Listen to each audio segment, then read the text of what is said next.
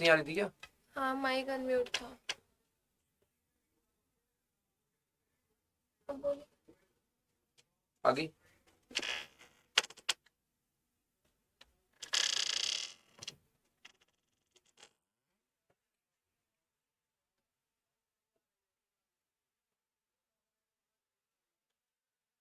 Very good morning to all. I, Tausif Ahmed, welcome you all on this wonderful platform which is Exampur, where we are going to learn English grammar for different competitive exams conducted by Ssc or any other exam where English grammar has been asked. So, today we are going to start with the initial topic, with the very first topic of English grammar, which is tenses. Okay, so this is the very basic chapter of English grammar, because tenses gives you structure. Tenses gives you a structure. And without a structure, you cannot form a sentence.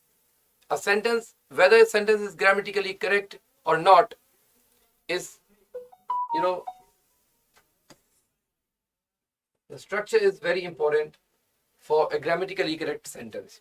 So what does tenses give? Tenses give a proper structure, a proper sequence of words of a meaningful sentence. So, as you must know that we have three tenses. Tenses means time. Tenses tell us when a particular action happened or will happen or it often happens. So, tenses is the grammatical term for time. People are often confused between time and tense. So, time is a non-grammatical term while tense is a grammatical term. Or you can say tense is the grammatical version of time. So, tenses tell us when a particular action happened in past or will happen in future or happens regularly. So, there are three tenses, as we all know: present, past, and future. So these are three basic tenses: present, past, and future. And these three tenses are further categorized into four categories each. And those four categories are indefinite,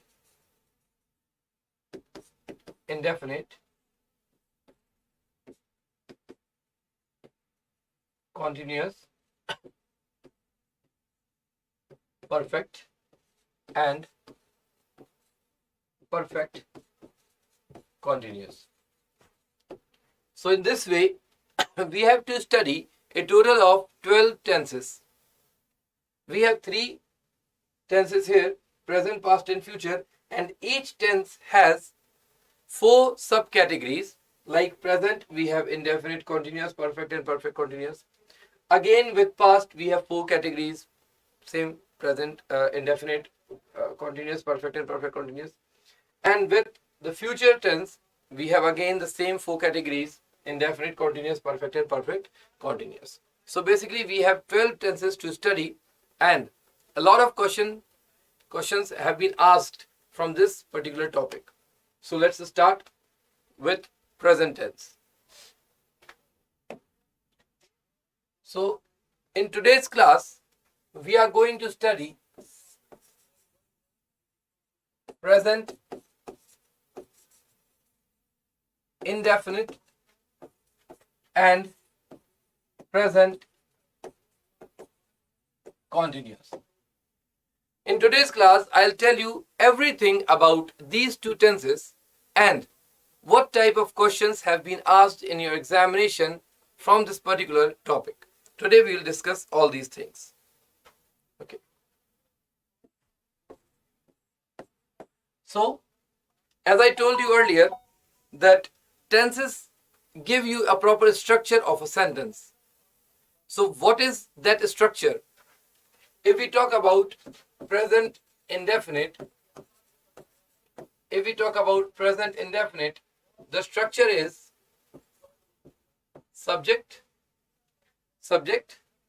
anyone who is taking an action, who is indulged in an action, is subject. then first form of verb or fifth form of verb and objects. There can be multiple objects in a sentence.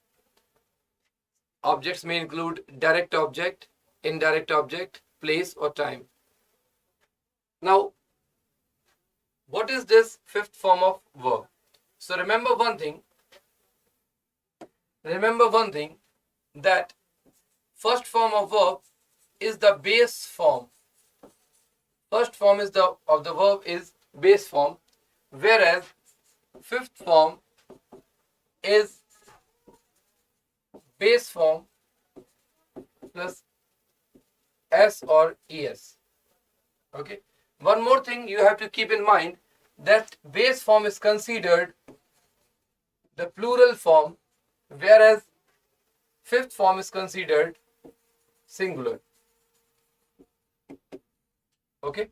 For example, if I write feel, this is plural form of verb, and if I write feels, this is singular form of verb. So you have to keep these two things in mind, that first form of verb is the base form, which is considered plural, whereas fifth form of verb is the base form plus s or es, which is considered singular. Okay. So what is the difference between first form of verb and fifth form of verb? So if we talk about the difference, with singular subjects like he, she, it or any name, all these four are singular subjects. So with singular subjects, we have to use a singular verb. With singular subjects, we have to use a singular verb. Whereas with plural subjects, we have to use a plural verb. Now, many of you may think that I is not plural, it is singular. Then why do we use a plural verb with I? Because to use a fifth form of verb, there are two different conditions. First condition, the subject must be singular, and the second condition, the subject must be third person. But I is not the third person, I is first person. That's why we cannot use a fifth form of verb with I. Okay? So all these four subjects are not only singular but also third person. That's why we have used a fifth form of verb with these subjects and first form of verb with these subjects. Now, if you want to make this structure in negative, how can you do that? So negative of present indefinite is subject, do or does, not, V1 and object. Once you have used do or does, you have to use just the first form of verb. Means do and does cannot be followed by fifth form of verb. Do and does cannot be followed by fifth form of verb. And if we talk about do and does, you should remember that does is equivalent to fifth form of verb, that is singular, and do is equivalent to first form of verb, that is plural. So with these subjects you have to use does, and with these subjects you have to use do. Right? So this is the negative structure of present indefinite. And for interrogative structure, you just need to place do or does before subject, and rest is same. So this is interrogative structure. So as far as the structure of a present indefinite tense is concerned, you can see that this should be the structure of a present indefinite tense, right? Now, let's come to the structure of present continuous tense. Here I am not telling you the uses. Here I am not telling you any rule about present indefinite or present continuous. I am just letting you know the structure of present indefinite and present continuous. So the structure of present continuous is subject is MR, and remember, is MR, these are be verbs. Okay, what are those? They are be verbs. Okay, is MR are the forms of be. So you have to keep in mind that continuous form of verb, that is ing form of verb, and objects. Okay, so this is the structure of present continuous tense in positive. And if you want to make negative of present continuous, just place a not after be verb, that is MR. Subject is MR, not ing, and object. So this is the negative structure of a present continuous. And if you want to make it in interrogative, that is question version, just place helping verb before subject. And what is helping verb in this sentence? Be verb, that is am or are. So just place is am or are before subject, and you will get interrogative structure. So there are two aspects of a tense. First aspect is its structure, and second aspect is its usage. So here we have discussed the structure of present indefinite and present continuous tense. Okay, so these are some very basic things. You all must know what is the structure of present indefinite and what is the structure of present continuous tense.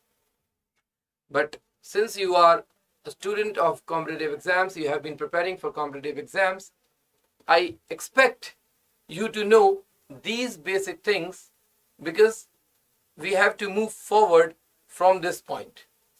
Okay, so now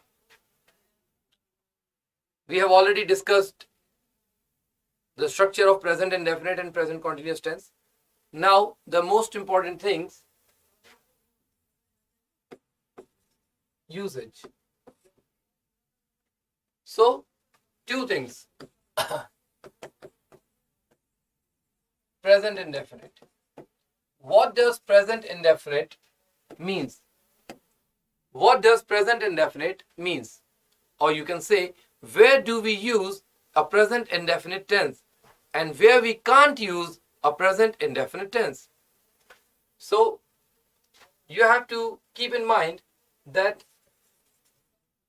whenever we talk about a permanent action,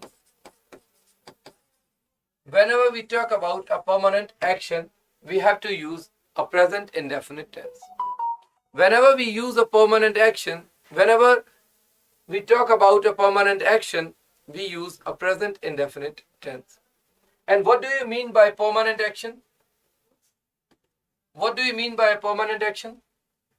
Any action which refers to habits or routine or fact or someone's profession. Habits, routine, fact, someone's profession, all these are considered permanent. Okay, so whenever we talk about someone's habit, someone's profession, any fact or any routine, it is considered permanent, and for all these things we have to use present indefinite tense. Okay, I have read somewhere in some book that regular actions are present indefinite, but this is absolutely wrong. These actions may be regular or irregular. So regular and irregular are not considered the present indefinite tense. Now let's talk about present continuous tense.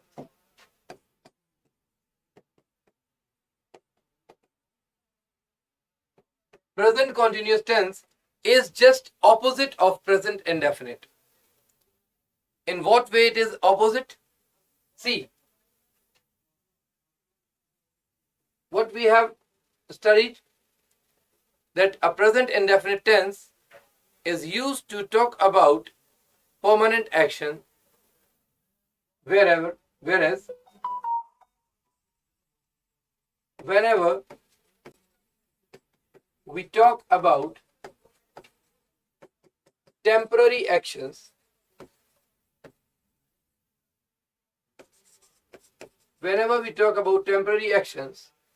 and what does temporary actions mean? Any action which is happening right now or these days is temporary. So any action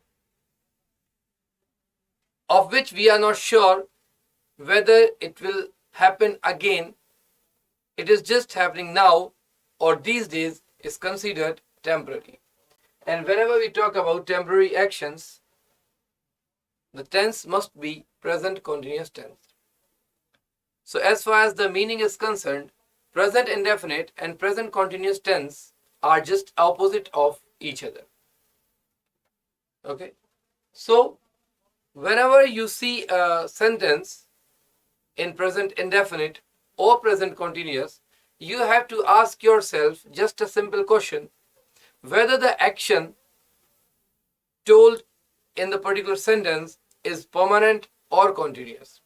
If the action is permanent, the tense must be indefinite, and if the action is temporary, it is not going to be repeated anyhow.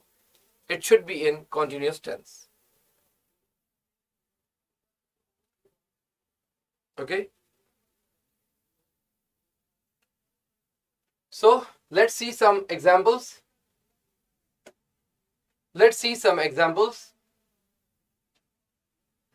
If I write a question here,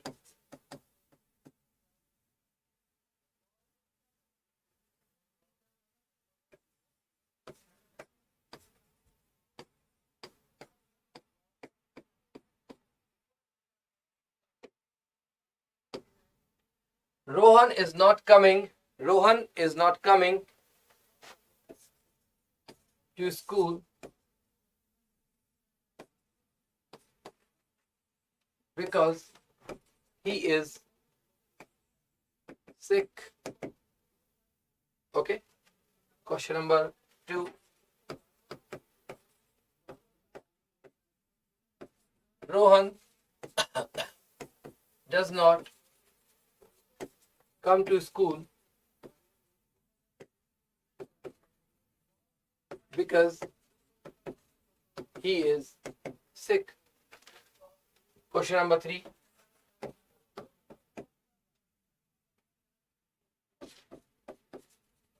I am not interested in your birthday party, so I do not go there. And question number 4.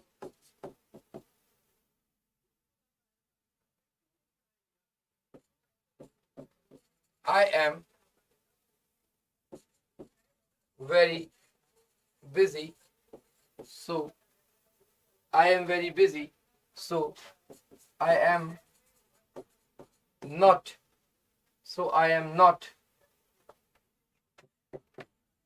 talking to you. Now we have 4 sentences with us, and you have to tell me which sentence is wrong.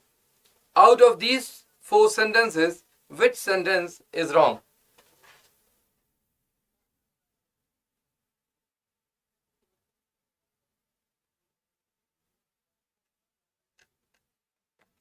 Out of these 4 sentences, which sentence is wrong?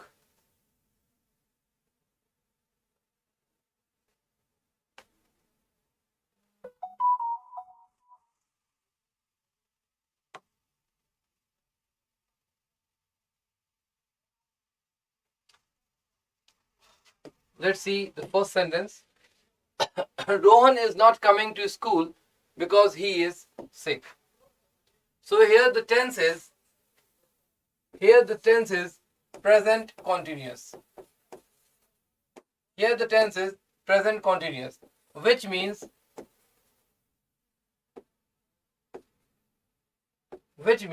temporary action.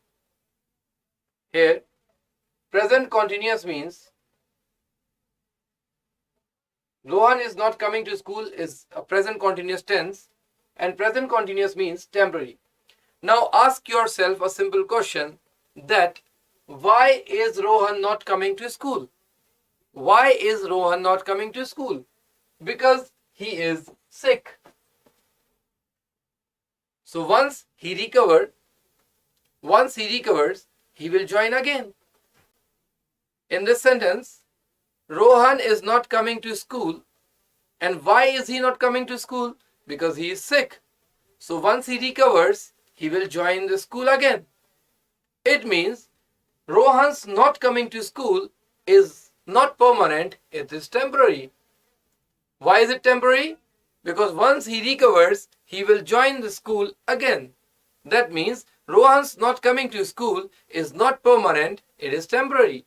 Because he is going to join the school soon once he recovers. So here this clause gives us an idea that the action mentioned here is not permanent, it is temporary. And for temporary actions, we have to use a present continuous tense.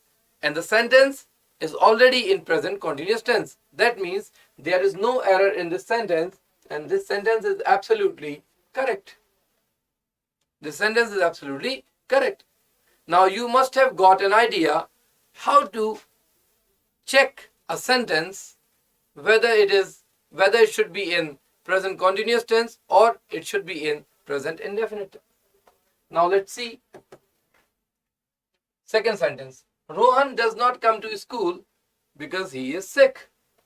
So here the tense is present indefinite. Here the tense is present indefinite. Rohan does not come to school. Now ask yourself, why does Rohan not come to school? The answer is in the second clause, because he is sick. So now Rohan does not come to school. This is present indefinite, which is temporary. Which is permanent. Okay. Rohan does not come to school is present indefinite, and present indefinite suggests that the action is permanent. And why does Rohan not go to school? Because he is sick. So the reason behind Rohan's not going to school is that he is sick. But once he recovers, he will join the school again. So this action cannot be in present indefinite tense, because the second clause suggests that this action is actually temporary, not permanent. So this sentence is wrong. This sentence must be in present continuous tense. So whenever you see a sentence in present continuous tense, you have to ask yourself whether this is a permanent action or a temporary action. If it is permanent, it should be in present indefinite tense. But if it is temporary, it should be in present continuous tense. Okay? Now, let's check the third sentence. I am not interested in your birthday party, so I do not go there. Again, we have a present indefinite tense. I do not go there. So this is again a present indefinite tense. This is again a present indefinite tense. So now ask yourself, is this action temporary or permanent? I do not go there. Where? To your birthday party. So do I never go there? Or have I planned that I will never go there? This cannot be permanent. This cannot be permanent because I am not interested in your birthday party, maybe this year or maybe next year. But I cannot say that I will never be interested in your birthday party. Nowhere in this sentence has been written that I will never be interested in your birthday party and I will never go there. Maybe I'm not interested this year, but next year I'll go. So this action cannot be permanent. Here we are talking about just a birthday party, which is this year or next year. So here the tense should be present continuous. So this sentence is wrong. In place of I do not go there, we should write I am not going there. Okay. Now question number 4. I am very busy, so I am not talking to you. I am very busy, so I am not talking to you. So here the tense is present continuous. I am not talking to you. The tense is present continuous. And why am I not talking to you? Because I am busy. So once I am free, once I am not busy, I'll start talking to you. That means the action here is temporary. Because the reason behind my not talking to you is that I am very busy. And if I am very busy, I am not talking to you. That means once I'll be free, I'll start talking to you. So this action is not of permanent nature. This is temporary. And if it is temporary, it should be in present continuous tense. And it is already in continuous tense. That means this sentence is absolutely correct. Okay. So these are the sample questions that have been asked in examination. You have to check whether the action mentioned in a sentence is temporary or permanent. If it is temporary, it should be in present continuous tense, and if it is permanent, it should be in present indefinite tense. Right? Okay. Now I'm giving you some more sentences so that you can get a better picture of how the questions are structured in examination based on present indefinite and continuous tense. See, but before giving you some questions, let me tell you something. There is something important in continuous tense. Verbs have two different categories. One is action verbs and second is stative verbs. One is action verb and second is stative verb. Okay. Now action verbs, you must have known. Action verbs which talks about an action, movement, and stative verb. Stative verbs means verbs that define a state, a mental state where movement is not there. Anything that is just in our mind is a state. For example, if I say, I need a pen. So need is a verb, but it is not an action. Because when I say I need a pen, I am not doing any action. It is just an state. It is just a state. So, stative verbs. Now, what is the relation of action and stative verbs with continuous tense? So, action verb can be used in continuous tense, whereas stative verbs cannot be used in continuous tense. Stative verbs cannot be used in continuous tense. Why? Because continuous means any action which is going on. Any action which is in continuation. And since verbs do not have any action, they have just a state, it cannot be in continuous tense. So what are some examples of stative verbs? If I write, I am not knowing you. So this sentence is in present continuous tense. But know is a stative verb. Know is a stative verb. Thus, it cannot be structured in present continuous tense. So this sentence is wrong. It should be restructured as I do not know you.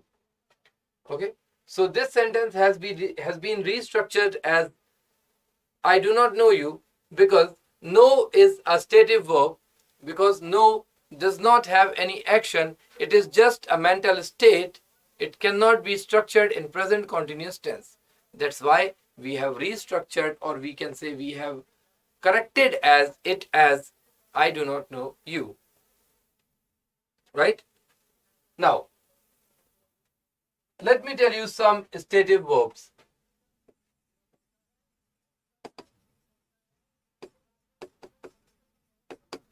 Some important stative verbs. Some important stative verbs. What are some important stative verbs?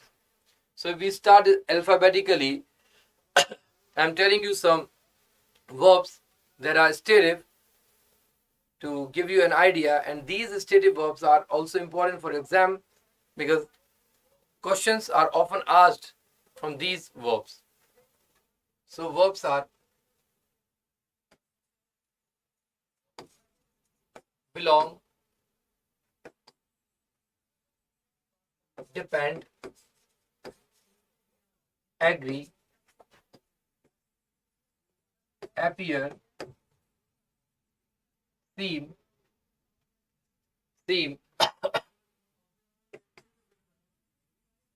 deserve, include, involve, fit, mean,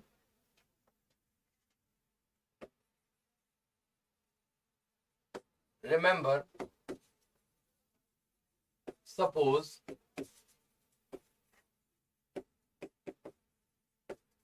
understand, promise,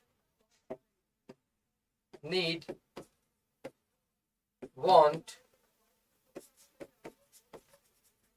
know. All these are stative verbs. All these are stative verbs. Add one more.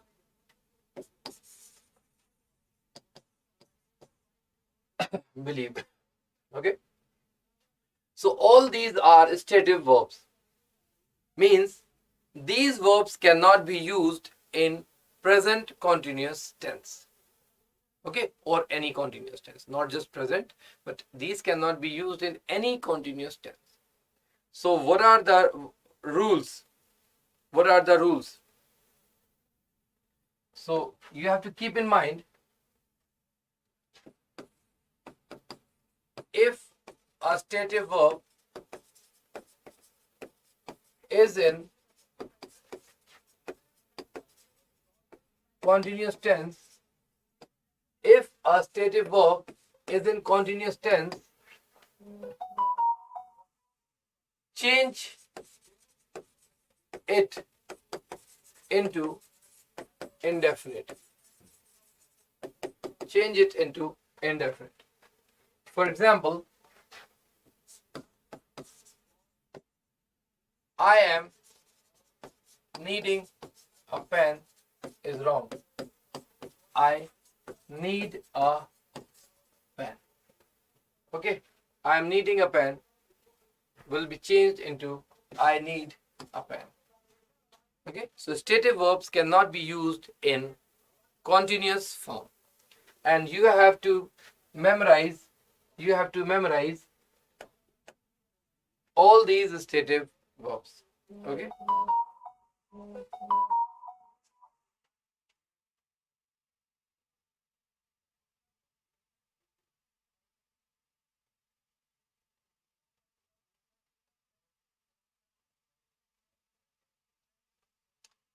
Okay, done.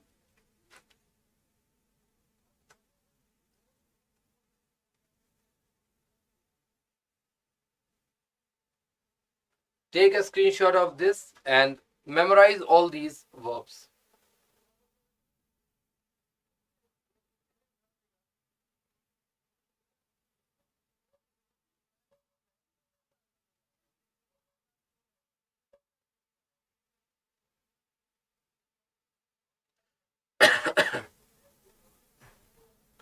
So, this much for today.